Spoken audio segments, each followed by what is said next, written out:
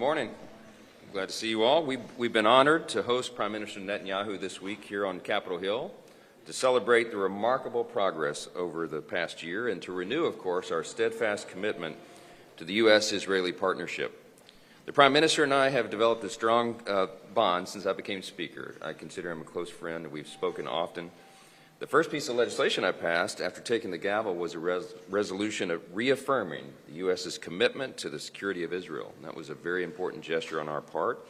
And of course, I was happy to pass the security assistance funding when Israel needed it the most.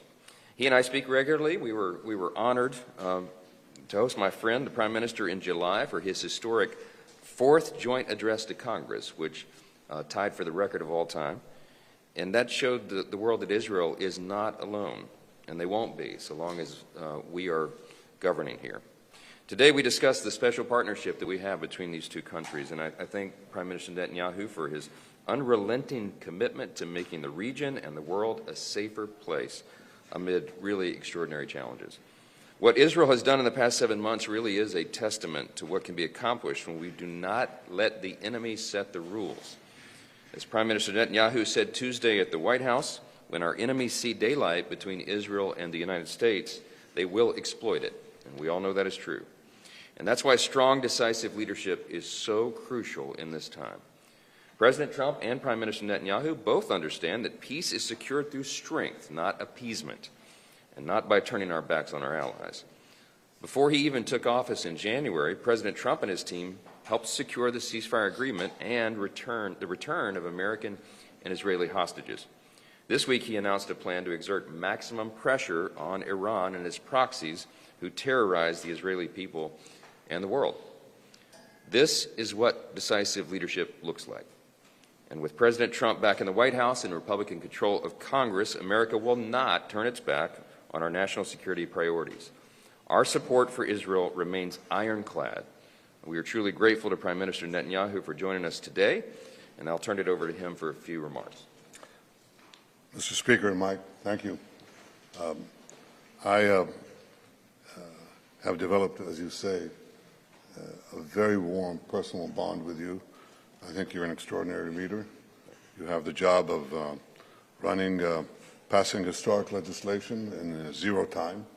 So we exchange a few tips on how to do that because we both know what coalitions are.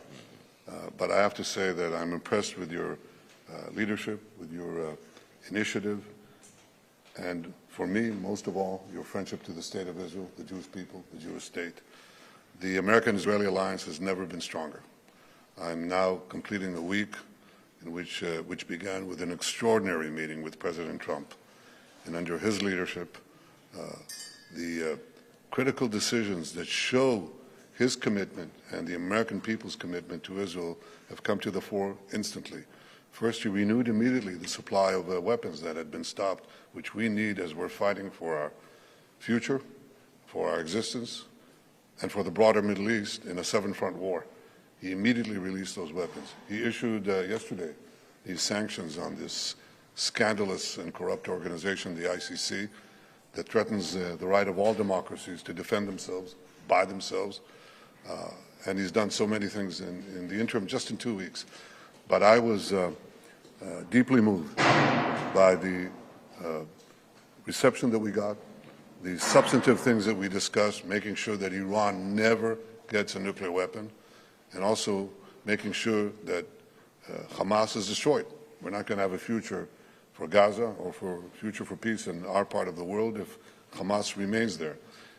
We agreed on many things, but I think it sets the tone for this great strengthening of the American-Israeli alliance. It's not only an alliance between governments, it's an alliance between peoples. This is the house of the people. And you, Mr. Speaker, represent the American people that overwhelmingly support the State of Israel. You know, I was driving through Washington. I look outside. There are people on the sidewalks. They see, the limousines pass, and they all go like this. They all go like this. They all support. And I think, Mr. Speaker, that's the spirit that animates you and so many of your colleagues here. and I want to thank you again. And I want to say, you're invited to Israel this year in Jerusalem. I know you're busy, but find space to do that. I can't wait. You'll be welcome on a red carpet. Thank you so much. Thank you. You got it. Thank you.